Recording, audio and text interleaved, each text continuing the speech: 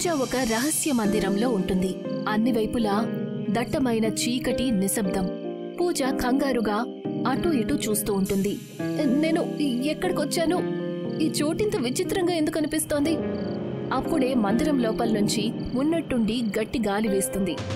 ఉన్నట్టుండి ఒక భయంకరంగా కనిపించే మరుగుజ్జు పూజ ముందు ప్రత్యక్షమవుతాడు. నువ్వెక్కడికి ఎందుకు వచ్చావు?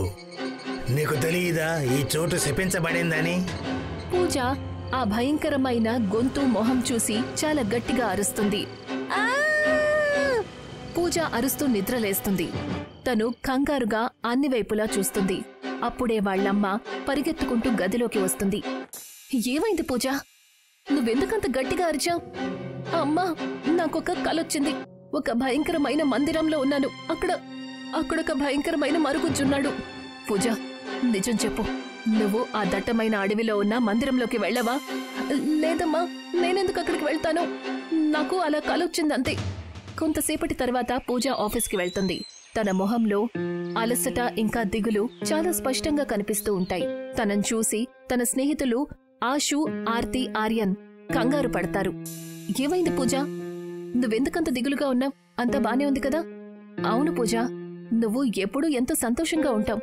ఇవాళ చాలా విచిత్రంగా ఉన్నావు. నిన్న రాత్రి నాకు ఒక విచిత్రమైన కలొచ్చింది. ముగ్గురు స్నేహితులు తను చెప్పేది జాగ్రత్తగా వింటారు. నేను ఒక విచిత్రమైన మందిరాన్ని చూశాను. అక్క భయంకరమైన మరుగుజ్జు ఉన్నాడు. అతను నాతో చాలా విచిత్రంగా మాట్లాడాడు. అతను మొహం చూసినందుకు నాకింకా భయం వేస్తోంది. ఆర్యన్, మనం నిజంగానే అక్కడికి వెళ్లి తప్పు చేయలేదు కదా? మనం ఆ మందిరంలో ప్రవేశించి చాలా పెద్ద తప్పు చేశామా?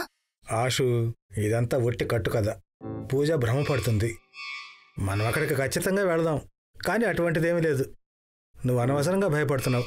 సరే, మన పని మనం చేసుకుందాం పదండి. వాళ్ళ ముగ్గురు ఆఫీస్ పనుల్లో బిజీ అయిపోతారు. సాయంత్రం ఆషు తన ఇంటికి వెళ్లిపోతుంది. రాత్రి సమయం ఆషు తన గదిలో నిద్రపోతూ ఉంటుంది. ఉన్నట్టుండి ఒక భయంకరమైన గుసగుస తన చెవులకు వినిపిస్తుంది. ఎవరు? అప్పుడే తను చూస్తుంది. ఒక మరుగుజ్జు వికృత మొహంతో భయంకరమైన చిరునవ్వుతో ఆషునే చూస్తూ ఉంటాడు. నువ్వేదైతే చూస్తున్నావో అదంతా నిజమే. మీరందరూ నా చోటుని అపవిత్రం చేశారు. ఇప్పుడు ఈ ఆట మొదలైపోయింది. ఆషు వణికిపోతూ మౌనంగా వెనక్కి జరిగే ప్రయత్నం చేస్తుంది. కాని మరుగుజ్జు ఒక్క దూకుతో తన మీదకు వస్తాడు. ఆషు గట్టిగా అరుస్తుంది.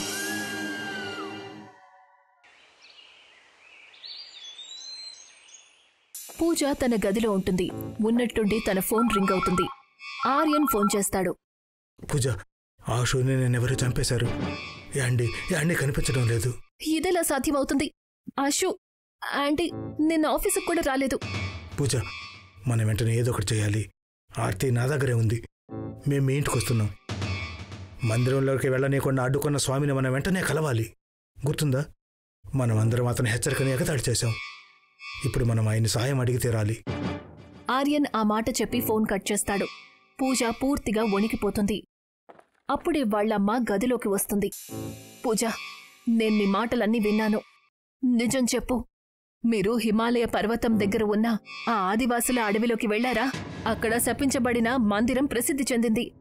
అవునమ్మా, మేమక్కడికి వెళ్లాము. ఊరికే తిరగడానికి వెళ్ళాం. నీకు తెలుసా, మా తాతయ్య చెప్తూ ఉండేవారు ఆ చోటు శపించబడింది అని. నువ్వు చాలా పెద్ద తప్పు చేశావు.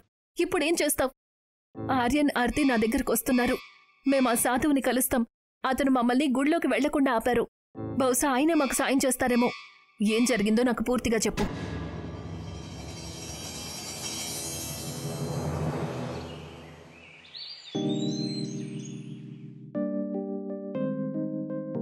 ఫ్రెండ్స్, నేను ఆఫీస్ పనితో పూర్తిగా అలసిపోయాను. ఇక ఇదంతా నా వల్ల కాదు. నాకు బ్రేక్ కావాలి. అయితే ఎటైనా తిరిగొద్దాం పదండి, బావుంటుంది. కాస్త ఫ్రెష్గా అనిపిస్తుంది. ఏదైనా కొండ ప్రాంతానికి వెళ్దాం. నేను విన్నాను హిమాలయాస్ దగ్గరున్న అడవి చాలా అందంగా ఉంటుందట. అక్కడి దృశ్యం అద్భుతంగా ఉంటుంది. ఐడియా అయితే బానే ఉంది. అయితే ఫిక్స్. రేపటి నుంచి మనం హాలిడేస్ ఎంజాయ్ చేద్దాం. అందరూ ఓకే అని తల ఊపుతారు. మరుసటి రోజు కోసం సిద్ధంగా ఉంటారు. పూజ తన బ్యాగ్లో బట్టలు ఇంకా కావలసిన వస్తువులు పెట్టుకుంటూ ఉంటుంది. అప్పుడే వాళ్లమ్మ గదిలోకొస్తుంది. పూజ, ఎన్ని ఏర్పాట్లు ఎందుకు చేసుకుంటున్నావు? ఎక్కడికి వెళ్తున్నావు? అమ్మా, మేమందరం తిరగడానికి వెళ్తున్నాం. ఆశు హిమాలయాల దగ్గరున్న అడవిలో ప్లాన్ చేస్తోంది. ఆ చోటు చాలా అందంగా ఉంది. పూజా వాళ్లమ్మ ఉన్నట్టుండి కంగారు పడుతుంది. చూడు, ఆ అడవుల గురించి నేను ఎన్నో విచిత్రమైన కథలు విన్నాను. అక్కడ శపించబడిన మరుగుజ్జు మందిరం ఒకటుంది. అందరూ అంటారు ఎవరైతే ఆ మందిరం దగ్గరికి వెళ్తారో వాళ్లు చెడు శక్తుల్ని ఎదుర్కోవాల్సొస్తుంది అని. అమ్మా, ఏంటమ్మా ఇవన్నీ ఒట్టి కట్టుకథలు. నాకు వాటి మీద నమ్మకం లేదు. మేము షికారుకు వెళ్తున్నాం, నువ్వేం కంగారు పడకు. మరుసటి రోజు వాళ్లందరూ దట్టమైన అడవుల మధ్య సంతోషంగా తిరుగుతూ ఉంటారు. చూడండి, ఈ చోటు ఎంత అందంగా ఉంది. నిజంగా ఇక్కడికొచ్చి చాలా సంతోషంగా అనిపిస్తోంది. పదండి, లోపలికి వెళ్ళి చూద్దాం. ఆగండి, మీరందరూ ఈ మందిరంలోకి ప్రవేశించకండి. ఈ మందిరం శపించబడింది. ఈ మందిరంలో మరుగుజ్జు ఆత్మ బంధించబడింది. ఒకవేళ మీరు ఆలయంలోకి వెళితే దాని ప్రకోపంతో మీరు అంతా నాశనం అయిపోతారు. మరుగుజ్జేంటి? మీరసలు ఏమంటున్నారు బాబా? ఈ మరుగుజ్జు ఎన్నో వేల సంవత్సరాల క్రితం ఈ అడవికి రాజుగా ఉండేవాడు. రాక్షసులను పూజించేవాడు. తన ప్రజల రక్తాన్ని తాగేవాడు. ఆదివాసులు అతన్ని అంతం చేసినప్పుడు అతని ఆత్మ ఎవరిని కూడా బతకనివ్వలేదు. అప్పుడు ఒక తాంత్రికుడు ఈ మందిరంలో అతని ఆత్మను బంధించాడు. ఒకవేళ మీరు లోపలికి వెళితే తన ఆత్మ విముక్తిని పొందుతుంది.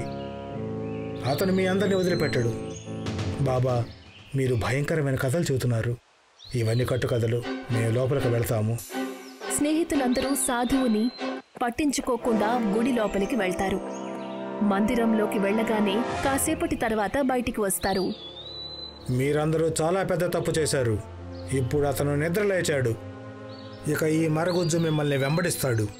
ఒక్కొక్కరిగా మీ అందరి ప్రాణాలు తీస్తాడు. ఆ మాట చెప్పి పూజ మౌనంగా ఉంటుంది. అప్పుడే ఎవరో తలుపు కొడతారు. ఎవరై ఉంటారు? అమ్మ తలుపు తెరుస్తుంది.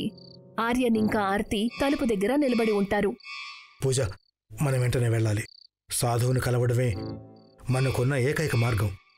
ఆశుకి ఏదైతే జరిగిందో దాన్ని మనం నిర్లక్ష్యం చేయకూడదు. మనం సాధువు దగ్గరికి వెళ్ళాలి.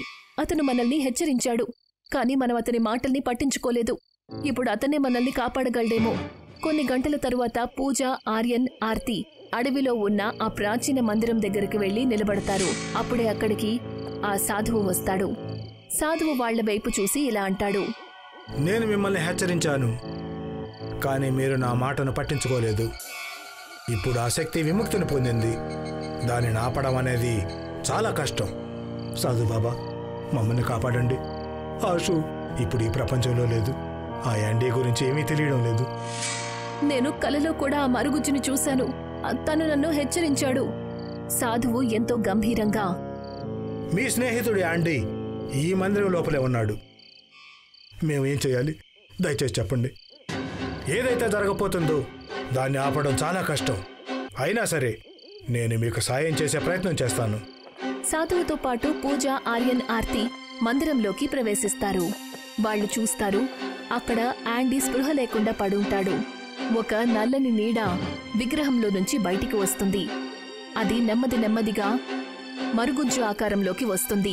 మరుగుజ్జు వాళ్ల ఎదురుగా ప్రత్యక్షమవుతాడు. అతని కళ్ళు ఎర్రగా, పళ్ళు పదునుగా, నవ్వు భయంకరంగా ఉంటుంది.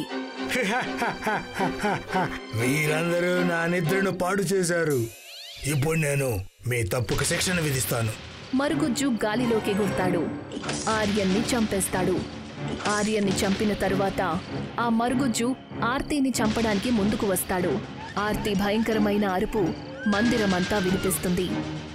పూజ మందిరంలో నుంచి బయటికి పరిగెత్తే ప్రయత్నం చేస్తుంది. కాని సాధువు తలుపుని బయటి నుంచి బంధించేస్తాడు. తలుపు తెరవండి బాబా, నన్ను బయటికి రానివ్వండి ప్లీజ్.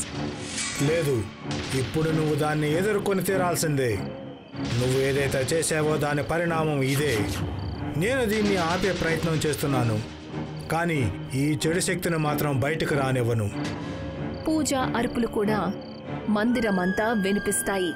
ఆ తర్వాత కాసేపటికి మందిరంలో నిశ్శబ్దం అలముకుంటుంది.